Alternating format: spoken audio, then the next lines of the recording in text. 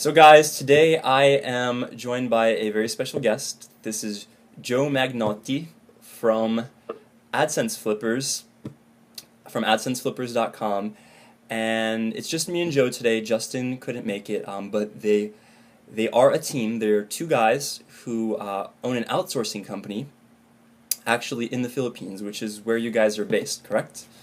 That is correct. Thanks for having me on, Vic. I really appreciate it. I hope your readers find this useful and we can get some good tips over to them.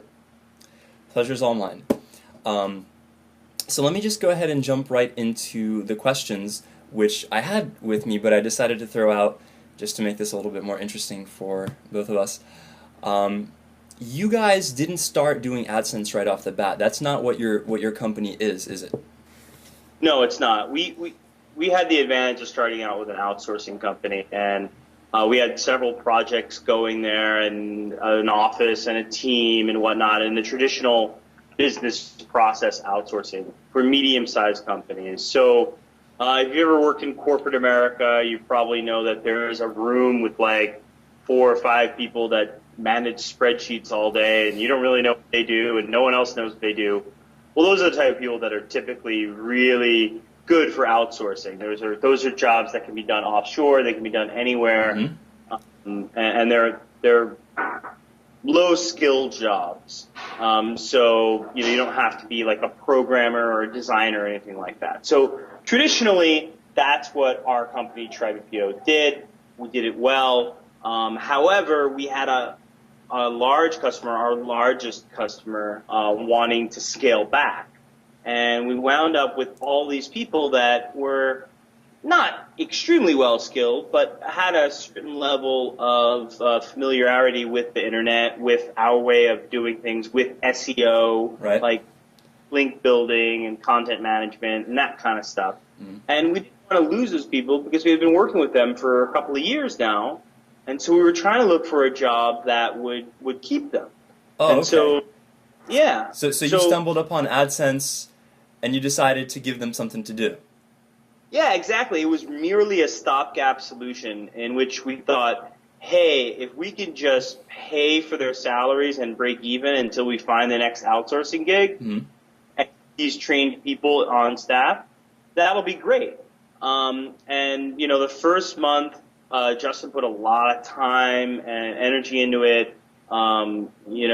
He invested almost full time discovering the process and what to do and how to set these sites up and teaching the crew and all that kind of stuff. And we made, I think, $33 in the first month. So we created 44 sites. We made $33. And I was kind of like laughing, like this is just really stupid, because I thought that AdSense was just filled with people that are the get rich quick scheme, the millionaire type, the guru type of people. I really didn't expect it to be a viable business model.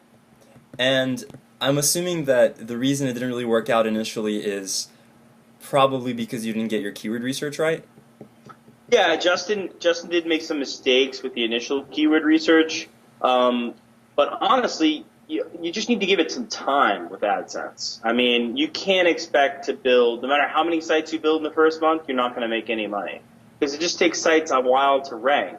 It takes 60 to 90 days. So, you're really, yes, you could have some exceptions, but in general, that's how long it takes before things get rolling. So, it wasn't really until the third month, until about February, I think we made $600 in February or something like that, February 2011. And I was like, I could see how we could scale this opportunity into something that not only breaks even, but maybe even makes a small profit. Okay, and essentially your business model has become to quickly build sites. And well, before we get into that, let me ask you about the necessity of systems in your business, because this is something I think that a lot of niche marketers need in their life to make their life easier, because you guys run an outsourcing company, so you understand how much easier it can make life to let other people do stuff for you, even though you may not be completely comfortable letting go of the reins and letting go of control. But can you tell me kind of about how you put a system into place in order to kind of automate the process of building niche sites, and then how you guys go about flipping them for profit? Yeah, the process piece was something obviously that we learned being managers in the United States. Justin and I had both managed not large teams, but medium-sized teams, 30 to 45 people each. So, quite a number of Americans underneath us with, little subgroups and stuff like that. And so you learn how to do, how to manage projects, how to manage processes in the American style, which we simply adapted when we came over here. And when we did the outsourcing company, we realized that the best projects, the most successful projects, are those projects that are done in the States, that have a good baseline measurement, that all the training and management is set up over there, and then you simply take the lowest level people and offshore those tasks. Now, when you do that, you have a successful outsourcing situation. When you just come to an outsourcing company and go, oh yeah, I'm thinking I have this idea and I just want to outsource it, that doesn't work. So, using outsourcing for testing or using it for some process that you don't even know yourself is not recommended. And that style really enabled us to be successful on AdSense because, like I said, Justin spent a lot of his time perfecting the process and the documentation and whatnot. And as soon as he figured that out, he let your outsourcers take care of the rest, I'm assuming. Yeah, what we did was we broke it down into its component pieces, as we do with any process, and we taught little baby steps to, a couple of outsourcers at a time, a couple of agents at a time. The best performing agents, we took those, made those team leaders, and put agents underneath them so we could scale the process out like a tree. Okay. And that makes it go from doing 40 sites a month to 40 sites a week. And, Is that what you guys are doing now? Yeah, we're doing 40 sites a week right now. Okay. Can you talk a little bit about the ratio of sites that are winners to the ratio of sites that are losers? Yeah, traditionally our statistic has been an 80-20, meaning that 80% of the sites will rank, will get on the first page, will make some sort of money. But 20% of the sites, for whatever reason, just never do anything. I mean, they hardly make a dime. But you have to factor that into your calculations. When you're doing this kind of scale, is you just kind of, in retail they would call it breakage, Okay. Knocking the bottle of syrup off the shelf and it breaks all over the place. Well, you just have to factor that into your cost-effective model. That's interesting that you say that 80% of your sites make most of your money. What I've heard from some other... No, not 80% make most of the money. About 30% of our sites make most of the money. But 80% are successful in terms of they come out of the machine, they rank, they make some sort of money. Okay. But yeah, only about 30% of our sites 30% of our sites make 80% of our revenue. I see. So, yeah, it's a small amount that actually makes the really big difference. Okay. And just so my readers kind of know the context, your website is AdsenseFlippers, so as opposed to most people who build niche sites and then kind of ride out the passive income, which is totally legitimate, by the way, but you guys chose a different business model and it's working out well for you. So could you talk about how you actually flip your websites, when and if you decide which ones to flip, and do you keep any for residual income? Right. Well, first let me tell you how we got into flipping. Back in February, like I said, we saw that the process could be scaled and could be effective, right? We had made $600 or something like that. In order to scale the process, which we wanted to do in March of this year, we realized it was going to take some money, and Yep. we didn't want to go into our own pocket and fork out that cash to scale up the process, buy more domains, put more agents on it, that sort of thing. So we said, well, how can we use what existing properties we have and parlay those into more? And so we had some experience with Flippa. We had bought a site there called twitart.com, a Twitter background company that we own. And we had always been interested in that. And we said, well, what if we just take a package of sites that's working and go ahead and sell them on Flippa? And so we did that, and it went extremely well. I think our first auction was in like March or April, something like that, and we sold it for 10 times the revenue that these sites made. Which is typical. Which is typical. 8 to maybe 12 times, 8 to 12 is usually pretty good. And we said, wow, this is something really nice. As they say, a bird in hand is worth two in the bush. And I like that. And not having to come out of my own pocket to expand my network of sites is really nice. So we kept doing that feedback loop. We kept expanding our auctions and therefore being able to expand the number of sites we built. So it just kind of fed on each other after a while. And that's when we decided to do the blog, AdsenseFlippers.com, and kind of document the entire process of what was going on and why we were doing this and everything like that. Which is a really awesome blog, by the way. Thank you. You're welcome. I think I found it through maybe Pat Flynn's website is maybe how I got turned on to it. And I remember reading through every single post on the first day because I was like, oh, because I never thought about flipping them. I thought, well, yeah, you just build a bunch of sites and you get all this, passive income, maybe. But then what are you going to do with your underperformers? And I think in terms of AdSense and even ClickBank monetized websites, if you have a few sites that are just making a few bucks, if you package them together, which is what you guys did, and it's a very intelligent approach, all together they're going to be enough to justify somebody purchasing them, and you can recoup the investment that you laid out for those sites. Yeah, absolutely.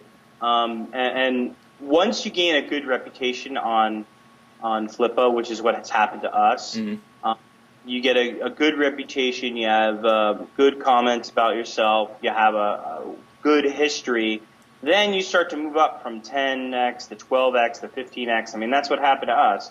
And now our sites are typically selling for 20, 25x. Very nice.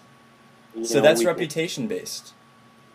I would say it's half reputation based, but reputation comes with the other stats, right? Yeah. The ability to put good sales copy together. The auction needs to be very clearly laid out. You need to be able to say and explain exactly what you have for the customer. You need to have really good post-sales support because most of these people, although they might have knowledge about how things work, they want it to be easy because they're spending a couple of $1,000s. Yep. They don't want to have to go in and create databases and set everything up. So I personally take care of that for them with my staff. We migrate everything for them. We don't, the buyer, the purchaser doesn't need to do anything. And that kind of distinguishes us from the rest of the pack on Flippa and therefore gives us a better reputation. So let me ask you this. How much time, and if you don't want to talk about the monetary aspect, that's totally cool, but what is your investment in one site typically, in terms of time and effort and all of that kind of thing? Well, I think we mentioned it on the site actually. When we started out, we were typically spending about $40 a site. That's grown a little bit because we've added some link building and better content measures. So right now it's about $50 a site. So every site costs us about $50 to set up. And your outsourcers? We have over 800 sites active right now. I think we've sold about 100, maybe 120. So we spent a large amount of money getting here for sure. Now, do you think that somebody who doesn't have money to invest in building AdSense sites can do well? Yeah, I think so. You know, we talk to newbies all the time about starting out slow, and that's really how I would do it if you didn't have any sort of experience in this business. You know, just set out doing 5 sites a month and just see how you do, and then expand from there. And do the process yourself so you know every little step along the way. Yes, that's a very big point, because if you automate the wrong thing, you're going to automate a process that winds up losing you money and getting you nowhere. So you have to, I think there's definitely an advantage to being kind of like the headmaster and knowing a lot about a little, and then just outsourcing all that stuff. But you have to create the systems. And that's a perfect analogy to how we do it. You know, I'm not saying you need to be the expert on how to use Build My Rank, but at least use Build My Rank once or twice.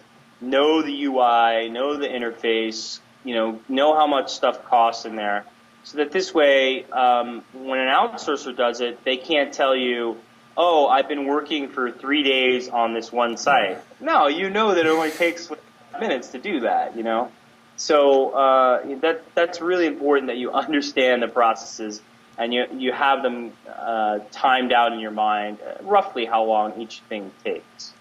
Okay. Now, have you guys tried to tackle any authority sites? We have 2 authority sites right now that we've set up and are working with. The problems that we've seen are that the CPCs and the CTR are a lot lower than we expected. So although it's an authority site, and although it has a lot more search, and we put a lot more content on the site, we're not really making much more than we were with the niche sites. So, that's the question. But we need to expand. I mean, we only did 2 authority sites. We need to do more, like 10 or 20, to really have a good test and, play with the theme, the design, and that sort of thing before we can say that it does or does not work. But that would be ideal. I mean, ideal would be if we could find a lockdown process that worked for authority sites like we have for niche sites, then we could take those and sell those on Flippa, and I think we would maybe even make more multiples, because people really like those sites too.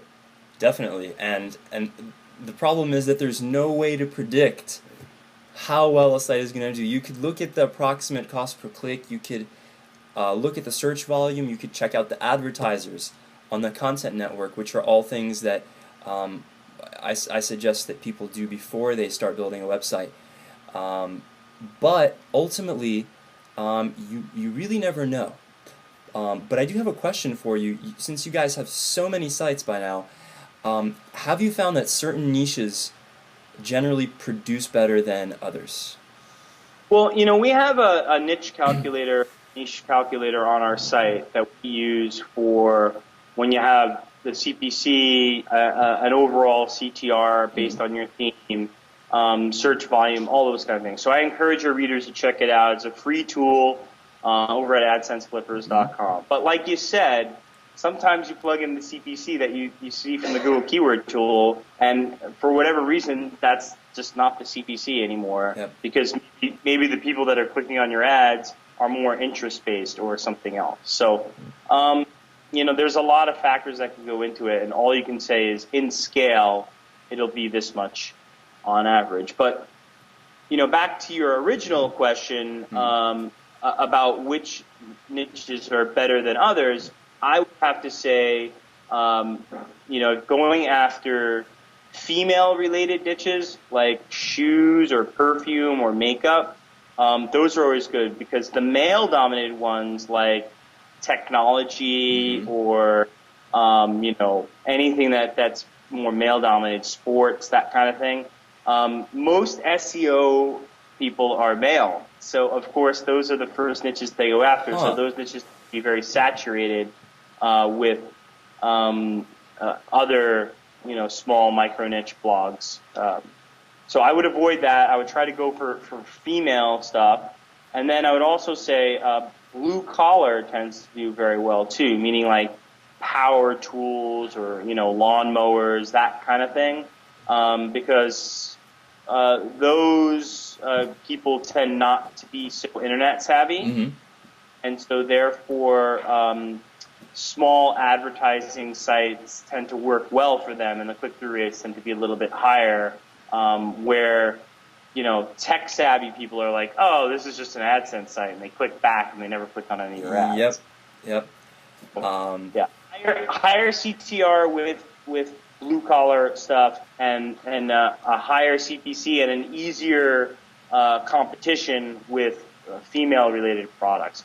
But always try to look for product based stuff, informational based, like who was the best painter of the 19th century. Advertiser's going to pay for that. Okay. Right. Yeah, physical products are very, very competitive, and now in my course I actually state in one of the videos that I never go after AdSense sites that are based on physical products, because there's usually like 10 or 20 Amazon affiliates on the first page. But having said that, if you can find a niche or find a keyword that doesn't have strong competition on the first page for a physical product that has a pretty high average sale, high being $30 or more, there's definitely going to be companies out there who are going to be advertising to try to get those clicks over to their site to buy the power tools or to buy the wrestling shoes or whatever it is. Right.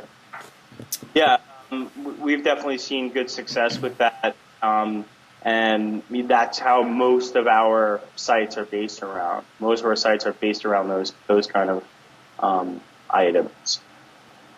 So it tends to work out well. But you need to do your research, and I would say probably the most important factor, and the factor that Justin and I still do ourselves, we still have not outsourced to this day, is what we call first page evaluation. And first page evaluation is just looking at the first page, saying which sites have links, which sites have a high page rank, which sites are optimized for that particular keyword, going, I'm not going to be able to beat those sites, or yes, I can beat those sites, right? Once you do it enough times, it gets easier and easier, but it is really critical that it's done correctly, because the difference between hard and easy will make a big difference in your overall strategy. And that kind of brings up a bigger question, which is, how do you evaluate competition, and why haven't you been able to outsource that yet? Yeah, I have one person in training right now doing it, who's on our staff, but does need help now and again. And how we do it right now is we use a tool called Longtail Pro. Spencer's tool. Spencer's tool from Niche Pursuits.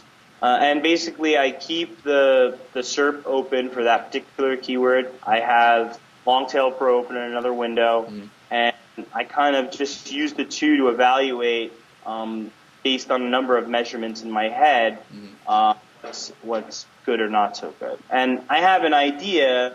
I have a scoring system, which I really suggest that your readers set up. It doesn't matter what the scoring system is. You can make it 0 to 100, 0 to 10, 0 to 5, but set up a scoring system so that it's objective. Yes. It's not, oh, maybe this is all right, maybe this is not. If you make it objective, and then you go through a list of sites every week that you're going to create, a list of keywords rather, that you're going to create and eventually make sites for, simply take objectively the best ones. You could say, okay, well, these are the best ones I found for this week. These are the ones I want to make sites for. Definitely. And over time, what you'll find is that on your scale, let's say your scale was 0 to 100, you'll say, oh, on my scale, less than 82 for my process I'm never able to rank for it. Right. So forget it. It's got to be 82 or higher, or it just never works. Exactly. So you build this kind of objective scale, and then through testing, through repeated use, you determine how accurate it is relative to whatever your criteria were. But you have to start with the right criteria, right? Yeah, and the criteria is quite well known. I mean, I would say look for weak sites like Amazon.com, YouTube. YouTube, or sites that maybe have exact match domain but have zero to no inlinks, Mm. or exact match domains that have no content. Sometimes you'll see that Yep. because you know you're going to be able to outrank those sites. And what you'll start to do after a while as you get better and better is you'll put all these factors together, and that will create your custom score. And your custom score is going to work for your particular process. And it's important that those go together, because if you just try to follow what everyone else says to do, it's not going to be particular to you. Yes. So try to find your own process. Try to find your own keyword research that works for your particular way of doing things. And that's actually a really good point in general in terms of internet marketing, because if you go on the Warrior Forum, for example, which I know you guys are active on the Warrior Forum, there's so much crap advice. And that's really one of the reasons why I created my course, is because I followed so much bad advice about how to do keyword research and spent so much time doing the wrong thing, chasing the wrong rabbit, if you will, that it pissed me off. And I think a lot of people have that same sentiment where they're like, man, I just wasted like 50 hours doing this method that got me nowhere. And so, my recommendation is sort of like out of Tim Ferriss's book, which is find the people who are the experts, who really know what they're talking about, get results, and just listen to those people consistently, and don't listen to the other people, just ignore them. Yeah. So. Yeah, I have to say you're absolutely right about that. It's tough to do though, because it's tough to know who to trust and who not to. So, if I was just starting out in this business, I wouldn't buy any Warrior special offers or anything like that, Warrior Forum special offers. I would probably try to stick with some free advice. I would try to go ahead and use that to do my own keyword research, build my own sites first, and then modify from there. And if I got stuck on one of the pieces, that's when I'd start to look for paid advice or the experts. That works best usually. Yeah, and a lot of the best advice is really from blogs. Like your blog has great advice. Trent Deersmith's blog, Spencer's blog is great. Like there are a handful of people who just really know what they're doing, and they freely share that information. Yeah, and back it up with statistics, because yes, my background is in engineering, and and anyone whose background is in science, if you just go in someplace and you go, I have a theory, and well, prove it to me, So that's what we try to do most of the time, by providing statistics and saying, okay, we have this huge library of sites. This is what we've done. We've increased CTR by this much by doing this, or decreased CTR, or and just be very honest about our successes and our failures, and people seem to love that. And do you have like any really epic fails from your AdSense flipping? Epic fails, huh? Well, I'm sure there's a lot of them there. But, I mean, the one that comes to mind in the beginning was using broad match instead of exact match. So, That'll do it.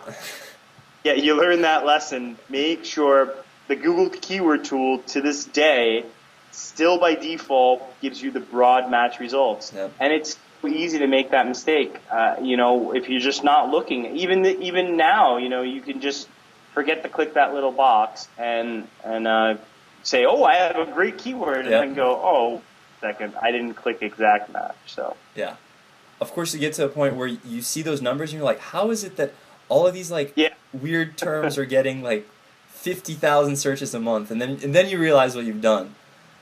Yeah, exactly. You'll start to see the errors of your ways when you look into things a little bit further, and you notice those kind of problems. So yeah, you definitely begin to develop an intuition. I think might be a good word, even though maybe it's not such a good word, because like you said, measuring and tracking are really important to making your process repeatable.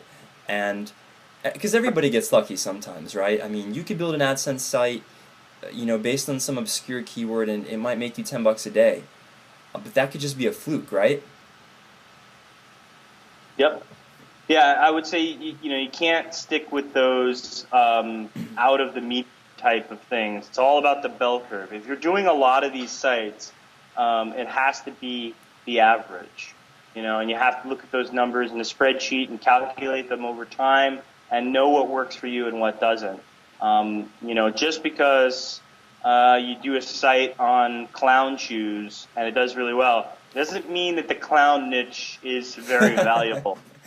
Right. I mean, it might have just been that the visitors that month that went to your clown shoes site were bankers, and they happen to click on banking ads that pay $9 a click. It has nothing to do with clown shoes, So you have to remember that about AdSense, that it's very dependent on the advertisers and the visitors, and those can always change, and those factors are unfortunately out of your control.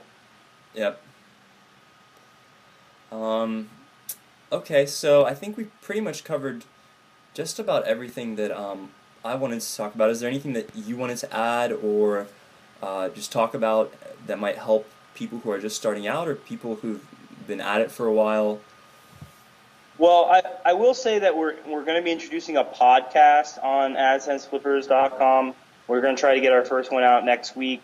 We'll have an interview with Spencer from Niche Pursuits Awesome. regarding his story and Longtail Pro. So look for that. If you guys like podcasts, it seems to be definitely a popular medium to get your message out there. And we're kind of excited about that, and I definitely want to let everyone know. And the calculator tool, your CPC calculator tool, is actually in the resources section. So for any members who are watching this right now in the Smart Keyword Research membership area, if you go to the resources box, it's going to be under resources. So you can find it there, and it'll link to AdSense Flippers. And it was really great talking with you, Joe. No problem, Vic. Anytime, and it was great talking to you as well. Okay, well, thanks a lot, and I guess I'll talk to you later. How about now? Take care.